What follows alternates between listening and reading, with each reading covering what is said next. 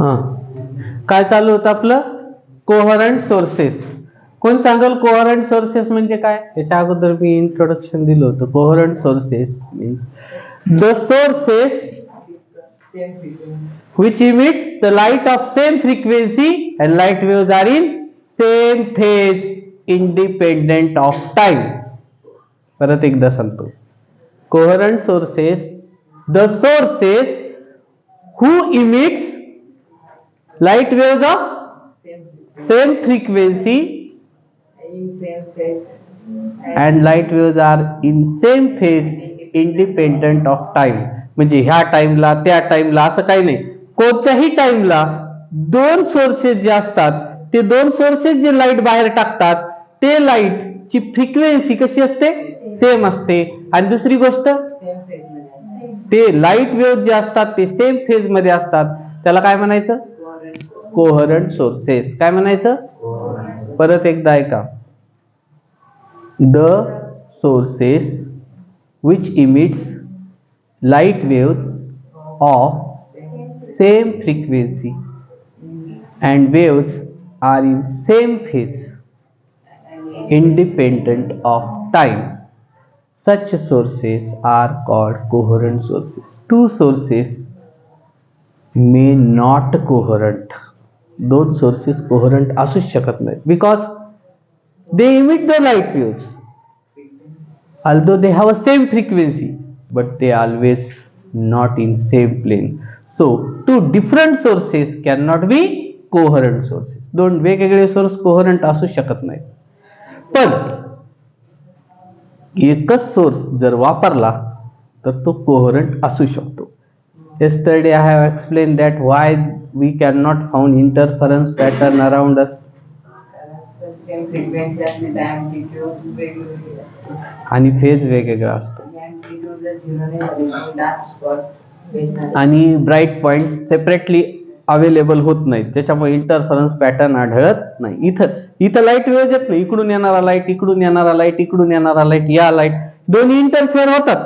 Interference pattern आढळायला पाहिजे. पण हा सोर्स किंवा इथं पडलेला सोर्स किंवा इथं यांची फ्रिक्वेन्सी, आता लाईटची या बल्बची सूर्याची फ्रिक्वेन्सी तर सेम नाही, पण आपण समजू थोड्या वेळासाठी सेम आहे, तरी पण ते फेज मध्ये नाही येत ना, त्याच्यामुळे इंटरफरन्स पॅटर्न आढळत नाही. कळलं? मग आपल्याला इंटरफरन्स पॅटर्नचा अभ्यास करायचा आहे. First interference pattern was studied by scientist Young's experiment. म्हणजे ते तेव्हा यंगच होता. 11वीला शिकलो तेव्हा यंगच होता. मी शिकलो तेव्हा यंगच होता. अजूनही यंगची नाही, तसं नाव चेंज. आज त्याच्या अगोदर तुम्ही नाव ऐकलं होतं का? यंग्स मॉड्युलस मध्ये ऐकलं होतं. इलॅस्टिसिटी लेसन मध्ये यंग्स मॉड्युलस शिकलो होतं ना आपण. त्याच्यामध्ये जो यंग होता तोच यंग हा इथं. तर त्याने एक एक्सपेरिमेंट केला, ज्या एक्सपेरिमेंट मध्ये त्यानं दोन सोर्सेस काढले. दोन सोर्सेस कशासाठी? हे बघा, असं समजू आपण, आता तो नाहीतरी यंगच आहे, आपला फ्रेंड आहे असं समजू. कळलं? तर मग त्याला एक्सपेरिमेंट करायचा आहे. कशाचा? कशाचा किरण? एक्सपेरिमेंट कशाचा करायचा यंगला? इंटरफरन्स पॅटर्नचा. त्याला इंटरफरन्स पॅटर्न लागतं. मग त्याला एक अशी स्क्रीन बनवावं लागेल. काय काय लागेल त्याला आपण चर्चा करू, डिस्कस करू. काय काय लागेल? एक स्क्रीन लागेल ज्याच्यावर त्याला इंटरफरन्स पॅटर्न दिसेल ना. पडद्या दिसायला काहीतरी लागेल ना, तर तो पडदा. अजून काय लागेल? लाईटचा सोर्स लागेल. पण एक सोर्स इंटरफरन्स पॅटर्न तयार होईल का? आपण काय बघितलं? इंटरफरन्स म्हणजे काय? दोन पीक किंवा जास्त वेव्ह जे एकमेकांमध्ये इंटरफेअर होतात तेव्हा. मग आता दोन वेव्ह पाहिजेत म्हणजे वेगवेगळे पाहिजेत म्हणजे सोर्स दोन पाहिजेत. मग दोन सोर्स पाहिजेत तर तो कसे घेईल? दोन बल्ब घेईल का? दोन टॉर्च घेईल का? दोन सोर्स वेगवेगळे घेईल. पण मग दोन सोर्स वेगवेगळे घेतल्यावर प्रॉब्लेम येईल. कोणता येईल? आता डिस्कस केला आपण. ते एका फेज मध्ये येणार म्हणजे कोहरंट नसतील. म्हणजे त्याची फ्रिक्वेन्सी सेम असेल पण फेज मध्ये नसतील. मग इंटरफरन्स पॅटर्न यंगनी तसंही करून पाहिलं, 2 सोर्स घेऊन पाहिले, पण त्याच्या लक्षात आलं की फेज मध्ये नाही येत. मग त्यानं काय आयडिया केली असेल विचार करा. म्हणजे तुमच्या एक गोष्ट लक्षात आली का, 2 सोर्स वेगवेगळे नाही घेतायत. का नाही घेतायत? त्यांचे जे लाईट वेव्ह आहेत का ते सेम फेज मध्ये नसतात. फ्रिक्वेन्सी सेम असू द्या, फेज नसतो सेम. मग त्यानं काय काय करावं लागेल, त्याला सोर्स तर एकच घ्यावा लागेल. मग काय करत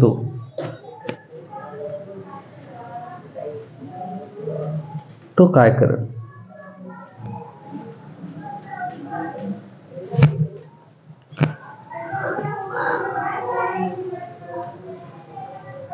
एकच सोर्स वापरून त्याचे वेव्ह फ्रंट तयार करत. Each wave front act as, आठवतंय? आठवतंय का न्यूटननी काय सांगितलं होतं? Each wave front act as a secondary source. कोणी सांगितलं होतं? हायजीननी सांगितलं होतं, न्यूटननी नाही. हायजीननी काय सांगितलं होतं? प्रत्येक वेव्ह फ्रंट सेपरेट सोर्स म्हणून काम करतो. त्याला तो प्रिन्सिपल आठवला. मग त्यानं काय केलं, सोर्स एकच घेतला, त्याचे 2 वेव्ह फ्रंट तयार केली. आता त्या 2 वेव्ह फ्रंटची फ्रिक्वेन्सी कशी असेल,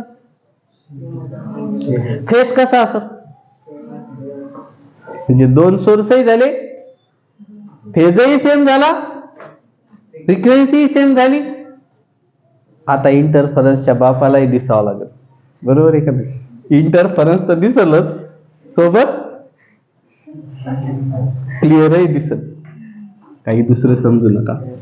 हे घेतला त्यानं सोर्स, सोर्स तर घ्यावाच लागेल ना. एक घेतला सोर्स, हा सोर्स आहे. हा काय करन, लाईट टाकन. मग इक्वल डिस्टन्स वर घ्यावा लागेल ना, म्हणजे वेव्ह फ्रंट तयार होईल. मग काय केलं त्यानं, इथे एक पडदा बसवला असा, आणि इथं काय केलं, एक स्लिट केली. म्हणजे जशी पत्राला फट असते तिथून कसा प्रकाश येतो, पूर्ण पडदा पॅक केला. फक्त 2 फट ठेवल्या. 2च का ठेवल्या, 3 का नाही ठेवल्या? 2 सोर्स मिनिमम असले तरी चालतं ना. वेव्ह काय तयार व्हायला, वेव्ह फ्रंट, म्हणजे आपलं इंटरफरन्स पॅटर्न तयार व्हायला. समजतंय का मी काय म्हणते? तुम्हाला हे स्टोरी टाईप सांगतोय मी. यंगला जे प्रॉब्लेम आले ते प्रॉब्लेम का आले, कारण त्याला इंटरफरन्स पॅटर्न तयार करायचा आहे, पाहायचा आहे, त्याचा अभ्यास करायचा आहे. काय करायचं किरण त्याला, कशाचा, पॅटर्नचा. इंटरफरन्स पॅटर्न म्हणजे काय ते आपण डिटेलमध्ये बघू नंतर. पण त्याला इंटरफरन्स पॅटर्नचा अभ्यास करायचा आहे, तर त्याला काय लागतील, इंटरफरन्स व्हायला लागेल. इंटरफरन्स 2 सोर्सेसचं होतं, पण आपण आत्ताच बघितलं 2 सोर्सेस कोहरंट असले तरच इंटरफरन्स क्लिअर होतं, नाही तर होत नाही. मग 2 कोहरंट सोर्सेस वेगवेगळे तर असू शकत नाहीत.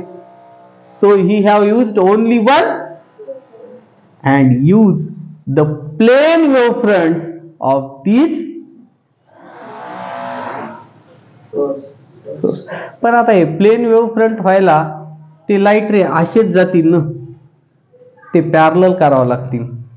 ते लाईट रे जर पॅरलल केले आपण तरच आपल्याला इंटरफरन्स पॅटर्न क्लिअर दिसेल.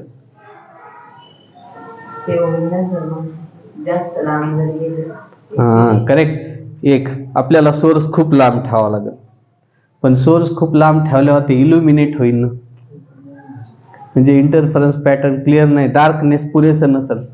ते एक आहे पर्याय, खूप सेफ्टी घेतली तर तेही जमन, पण त्याच्यापेक्षा सोपा आहे एखादा मार्ग, शिकलेला आहे तुम्ही. थिंक, पॅरलल करायचे लाईट रे. त्यानं फक्त सायन्स वापरलं, प्युअर सायन्स वापरलं. हा करेक्ट. इथं लेन्स ठेवायचा, त्याच्या फोकसवर लेन्स ठेवायचा. लेन्स कुठे ठेवायचा, हे लेन्स आहे ना, त्या लेन्सच्या फोकसवर सोर्स ठेवायचा. फोकस माहिती आहे ना, जिथं लाईट रे, इथं ठेवायचं.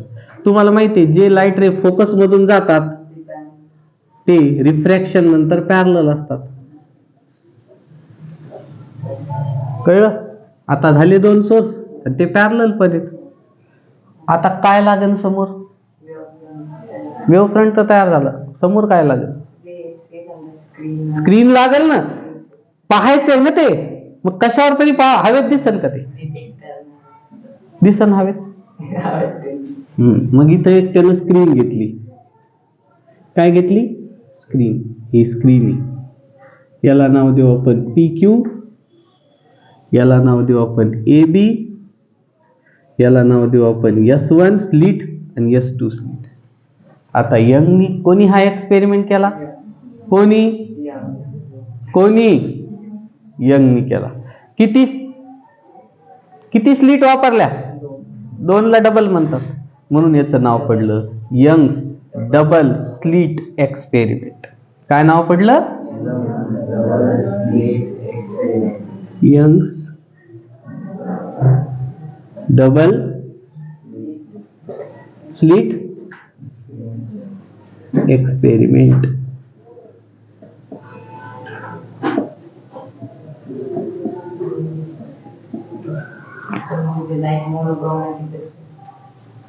मोनोक्रोमॅटिक आपण काय करतोय सध्या? फक्त एका याचा अभ्यास करतोय. कोणाचा? कोहरंट सोर्सेसचा. मोनोक्रोमॅटिकचा अर्थ काय होतो? एकच वेव्हलेंग्थ असते असा लाईट. आपल्याला सध्या फक्त काय बघायचे? Interference pattern. आणि आपल्याला एक गोष्ट माहिती आहे, फंडामेंटल प्रॉपर्टी फ्रिक्वेन्सी. आणि दुसरी गोष्ट काय माहिती? आपल्याकडे जो सोर्स आहे तो कोहरंट सोर्सेस आहेत. दोन्ही पण हे सोर्सेस कोहरंट आहेत, त्याच्यामुळे तो इंटरफरन्स पॅटर्न तयार करेल. आता याच्या ज्या कंडिशन आहेत ना, त्याच्यात आपण हे शिकणार आहेत. त्याच्यामुळे आता फक्त याच्याकडे फोकस करा. ठीक आहे? तर तुम्हाला माहिती आहे आधी तयार होईल याचा क्रेस्ट, याचा पण क्रेस्ट, बरोबर? कालच्या सारखंच. मग याचा ट्रफ, याचाही ट्रफ. आता ह्या डायग्रामला थोडा वेळ लागतो, त्याला इलाज नाही. आता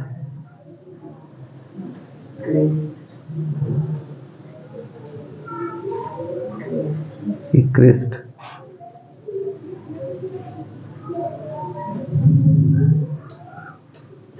त्याच्यानंतर हे ट्रफ.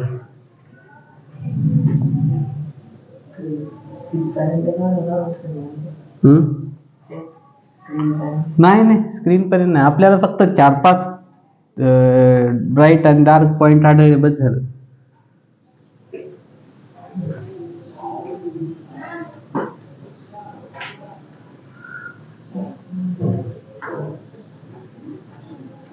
हे क्रेस्ट सांगा, याच्यात इंटरफेअर करा.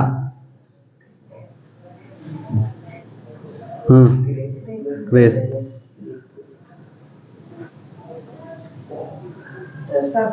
ट्रफ,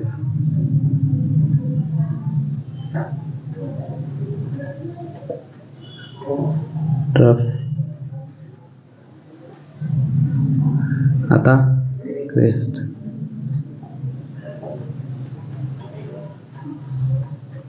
याचा क्रेस्ट,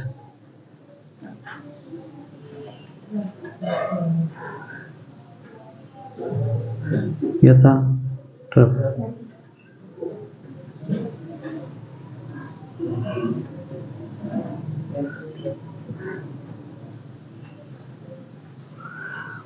तर बघा, डॉटने मी ट्रफ वर ट्रफ आणि क्रेस्ट वर क्रेस्ट दाखवतो. मग 3च आढळले. अजून काढले का मग अजून आढळत असते, असं असते. कळलं का तुम्हाला? एक अजून काढतो.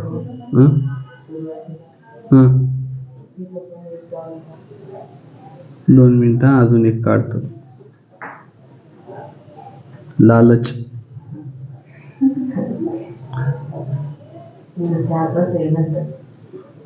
4 बस होईल. एक ट्रफ काढा, एक क्रेस्ट काढून.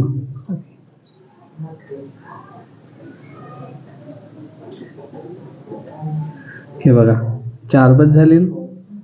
तर हे लिनियर आढळले ना, याला म्हणायचं कन्स्ट्रक्टिव्ह इंटरफरन्स. इथं आढळला तो सरळ. Light is pass through a straight line. आता इथं बघा, ट्रफ वर ट्रफ 1 2 3, इथेही तोच. आता बघा क्रेस्टवर ट्रफ क्रॉसनी दाखवतो, दिसतंय का? ही थोडी वेगळी दाखवतो, ही सरळ लाईनने दाखवतो आणि डॉट. जी क्रेस्ट त्याला काय म्हणायचं? Constructive interfere. बघा आता व्हेअर, आता मी तुम्हाला सांगितलं की काय कसं आढळलं. पहिले तुम्हाला काय सांगितलं? Young's experiments need. तर तसं जर आपण हे डेमॉन्स्ट्रेशन बघितलं तर लक्षात येतं, we use one source which is placed at the focus of a convex lens. Okay, then there is another opaque screen AB which have two slits at about 2 to 4 mm distance. Millimetre, जास्त अंतर ठेवता येत नाही, याच्यात कमी अंतर ठेवावं लागतं, नाही ते आउट ऑफ फेज जायला लागतं. अंतर कमी ठेवायला लागतं.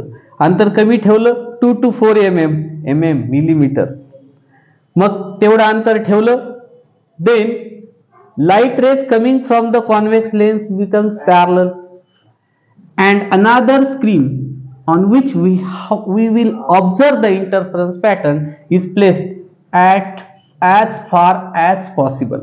जितकं लांब ठेवता येईल पॉसिबली तितकं लांब ठेवा, इंटरफरन्स पॅटर्न क्लिअर आढळ.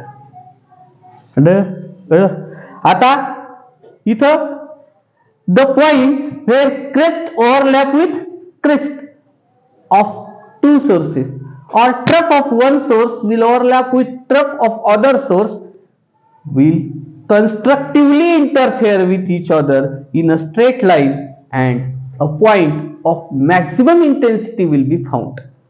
काय होईल? किरण इकडे लक्ष दे. एका याचा क्रेस्ट, दुसऱ्या याचा क्रेस्ट. हे बघा, याचा क्रेस्ट हा याचा क्रेस्ट दिसला. आपण असंही गेलो असतो, पण आता इथं दोनच आहेत. ते काढत बसावं लागेल. हे बघा, एक हे एक हे एक हे नाही.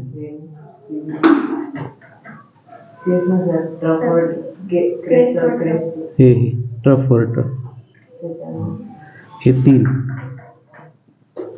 सरळ आहे नाही काही. कन्स्ट्रक्टिव्हली इंटरफेअर होईल का नाही? आणि त्याच्यानंतर हे बघा क्रॉस, हे बघा क्रॉस, अजून हे cross.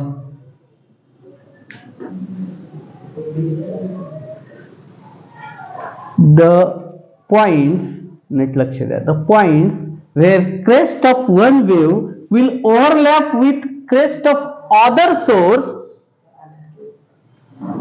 In a line form a point with high intensity. Such points are called bright points. काय म्हणायचं त्याला? Bright points. And the points where crest of one wave will overlap with trough of other wave or trough of one wave will overlap with trough of other wave, crest of other wave linearly form a point with a very low intensity or dark points. Such alternately bright and dark points are observed.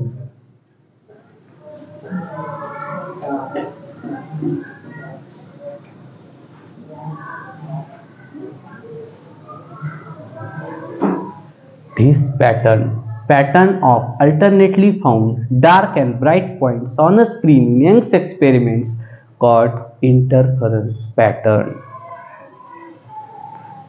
म्हणजे यंगनी जो experiment केला, मला सांगा तुम्ही पण तो करू शकतात ना, काहीच प्रॉब्लेम नाही. कॉन्व्हेक्स लेन्स तर लहान मुलाच्या कंपास मध्ये पण येतो. सोर्स टॉर्च पण वापरू शकतात.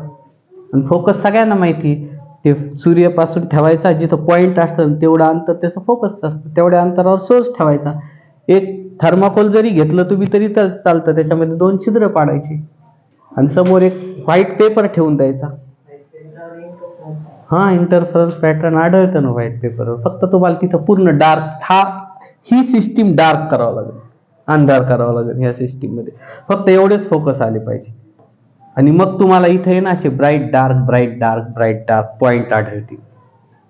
ते पॉइंट म्हणजेच interference pattern. And the distance between this bright and dark, two successively bright band or two successively dark band is called bandwidth or fringe width.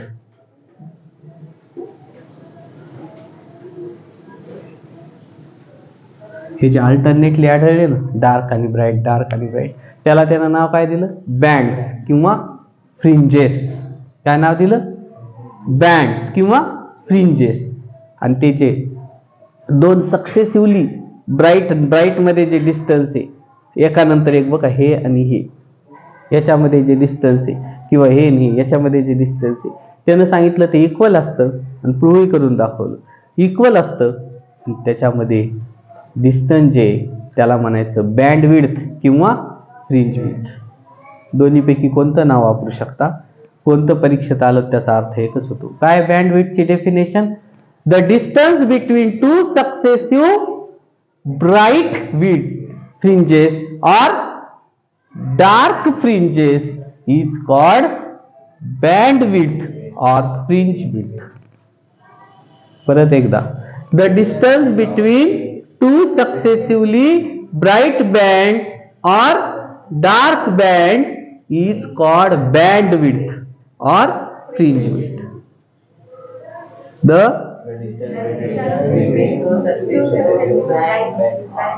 bright band, dark bands is called. आता मी पाहतो कोणाला दिमाग आहे, याच्यामधलं distance काय असेल? Tell me. Correct, lambda असेल. का बरं? आणि कारण क्रेस्ट वर आहे ना. क्रेस्ट कधी येतं हे बघा, क्रेस्ट दुसरा क्रेस्ट आहे आणि ती सेम फेज तुम्ही म्हणत असताल, याचा क्रेस्ट आहे त्याचा क्रेस्ट आहे, असू द्या ना, याचा क्रेस्ट आणि त्याचा क्रेस्ट, पण ते एकाच फेज मध्ये आहेत ना. त्याच्यामुळे याचा क्रेस्ट आणि याचा क्रेस्ट दोन्ही एकाच फेज मध्ये असल्यामुळे त्याच्यामधलं जे डिस्टन्स आहे त्याला म्हणायचं त्याची वेव्हलेंथ. आणि ब्राईट आणि डार्क मध्ये काय असतं? डिस्टन्स. तू शांत बस. ब्राईट आणि डार्क मध्ये डिस्टन्स काय असं? तेच असं λ/2. याच्यामधलं लॅम्बडा म्हणला ना तू, मग ब्राईट आणि डार्क मधलं हाफ झालं ना. आणि हे दोन्ही इक्वल आहे म्हणलं ना मी तुम्हाला. हे बघा, हे एक्स आहे समजा, तर हे एक्स आणि मग हे पण एक्सच होईल ना. हे दोन्ही सेम आहे ना 2x, आणि हे दोन्ही सेम आहे 2x, म्हणजे हे काय झालं? हे 2x आहे तर हे x झालं, म्हणजे λ/2 झालं ना. समजतंय का मी काय म्हणते? बघा परत एकदा बघा, हे डिस्टन्स काय आहे? लॅम्बडा. आणि हे डिस्टन्स काय आहे? लॅम्बडा. हे लॅम्बडा आहे आणि हेही लॅम्बडा आहे, म्हणजे हे सेंटर पॉइंट झाला. एक्सपेरिमेंट समजला यंगचा सगळ्यांना? एकदम सिंपल. आणि मी साध्या भाषेत सांगितलं तुम्हाला, तुम्ही अजून असे कंटिन्यू करू शकतात. घरी जाऊन ही डायग्राम काढा, विदाउट कंपासचा वापर करता काढा. आणि ते क्रेस्ट जोडा. हे चॅलेंज आहे तुमच्यासाठी. क्रेस्ट एकमेकाला जोडा, जास्त येऊ द्या. तुम्ही बघा, ब्राईट डार्क अल्टरनेट येतात. एकही सोडू नका. पण मी सोडले ना, तुम्ही एकही सोडू नका. मग तुम्हाला कळेल ब्राईट डार्क हे सेम आहे. समजलं? कोणाला काही डाऊट? नक्की काही अडचण नाही? एकदम क्लिअर आहे? मग आता एक्सपेरिमेंट आला परीक्षेत तर काय लिहितात? अरेंजमेंट मध्ये काय यूज केलं? A plane wave front is necessary for this experiment. काय is necessary for this experiment? 2. This experiment will need two screens. 3rd, we need a source. 4, we need a convex lens and 2 slits in the first screen, and hence this experiment is called Young's double slit experiment. Procedure: kept a source at the focus of convex lens next to the source. And next to this convex lens we have to place a screen who have two slits at approximately 2 to 4 mm distance apart.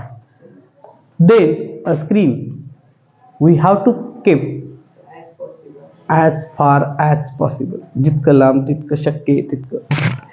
Now these two sources, one source will emit light rays which are becomes parallel after refraction through convex lens, and they pass through two slits, and these slits where the wavefront will found, which act as a secondary source of light emitting out secondary source, and crest and troughs are alternately formed. Now these S1 and S2 are coherent sources now, because they have a same frequency and their light is in same phase. The points where crest coincide with crest of one source will coincide with crest of other source linearly form a constructively interference on the screen, whereas the points where crest of one source will overlap with crest of other wavefront will linearly form destructively interference. At constructively interference,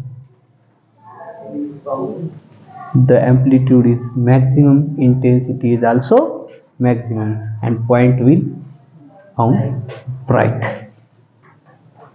And at destructively interference, the intensity will minimize and point will be observed as a dark.